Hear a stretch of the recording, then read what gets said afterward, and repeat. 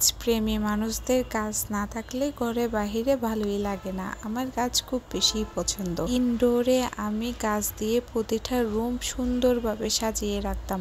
এখন দেশে যে মশার উপদ্রব বেড়েছে, ঘরে আর সাজিয়ে রাখা যায় না। হ্যালো এভরিওয়ান, আসসালামু আলাইকুম। আমি দুষ্টুবুড়ির মা ইয়াদ বলছি চট্টগ্রাম থেকে। আশা করি সবাই এই পবিত্র দিনে অনেক বেশি ভালো আছেন, আমাদের জন্য দোয়া করছেন। তো সবাই যারা আমার ভিডিও দেখেন, আমি আমার পরিবারের সকলের জন্য বেশি বেশি দোয়া করছি।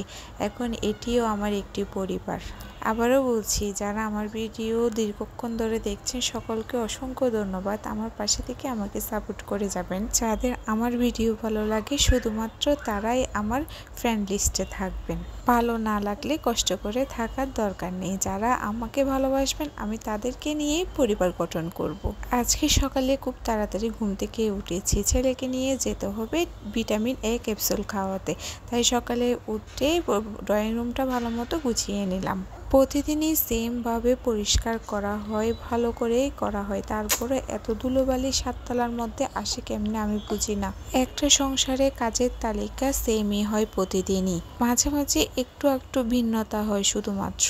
দুষ্টুবুড়িকে চেয়ারে বসিয়ে ড্রয়িং রুমটা ভালো করে পরিষ্কার করে নিলাম। সবকিছু ভালো মতো মুছে নিচ্ছিলাম। এই ল্যাম্পটিও ভালো করে মুছে নিয়েছি। দেখতে দেখতে রমজানের অনেকগুলো দিন চলে গেল, আর আছে কয়টা দিন মাত্র।